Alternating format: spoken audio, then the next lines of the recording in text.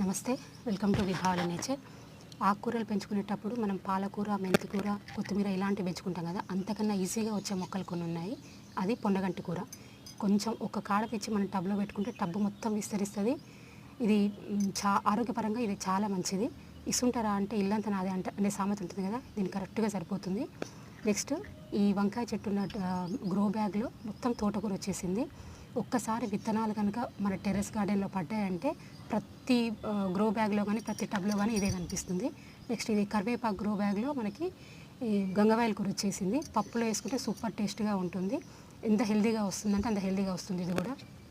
Plus ఇది మందారం ఒక పెట్టుకుందామని కిచెన్ వేస్ట్ వేసి వదిలేసిన గ్రో బ్యాగ్, దాంట్లో మొత్తం గల్జీర్ వచ్చేసింది. ఇంకొక టబ్లో, పక్కన టబ్లో కూడా ఈ విత్తనాలు పడి పక్కన కూడా వచ్చేసింది.